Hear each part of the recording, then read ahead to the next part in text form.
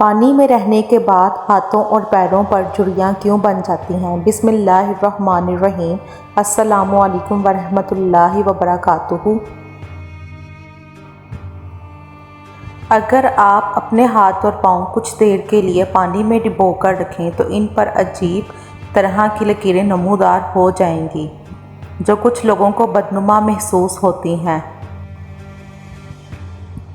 تاہم جسم کے دیگر اعضاء کو جتنی دیر تک پانی میں ڈبو کر رکھیں ان پر کوئی اثر کیوں نہیں ہوتا؟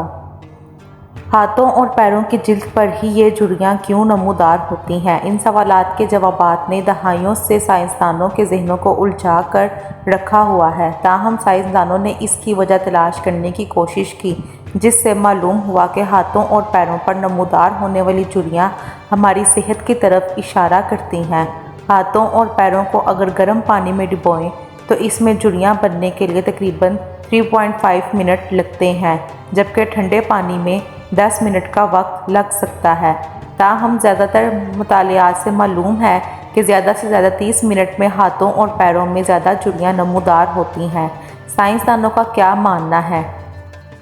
سائنسدانوں کا پہلے خیال تھا کہ پانی جلد کی اوپری تہوں سے گزر کر معمولی سوجن کا باعث بنتا ہے۔ یہ سوجن بعد میں جلد پر جھریوں کا باعث بنتی ہے۔ تاہم سائنسدان کو معلوم ہوا ہے کہ ہاتھوں اور پیروں کو پانی میں ڈبونے سے خون کی روانی میں نمایاں کمی آتی ہے۔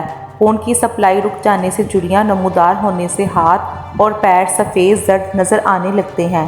مگر سائنسدانوں کا خیال ہے کہ اگر اعصاب ان جھریوں کو کنٹرول کرتے ہیں تو اس کا مطلب ہے کہ ہمارے جسم میں آنے والی اس تبدیلی کی کوئی وجہ بھی ہے جس سے ہمیں کوئی فائدہ ہوتا ہے۔ تاہم اب تک ایسی کوئی ٹھوس وجہ موجود نہیں جس سے معلوم ہو کہ اس کی بنیادی وجہ کیا ہے اور اس کا کیا فائدہ ہوتا ہے۔ جسم کے دیگر اعضاء میں جھریاں کیوں نہیں ہوتی؟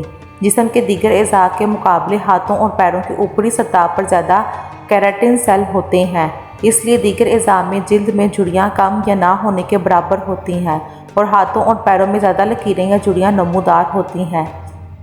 اگرچہ ہمارے ناخن اور بال بھی کیراٹن سے بنے ہیں لیکن وہ نہانے کے دوران پانی جذب کرتے ہیں، اس لیے ان کی جلد سکڑنے کے بجائے نرم ہو جاتی ہے۔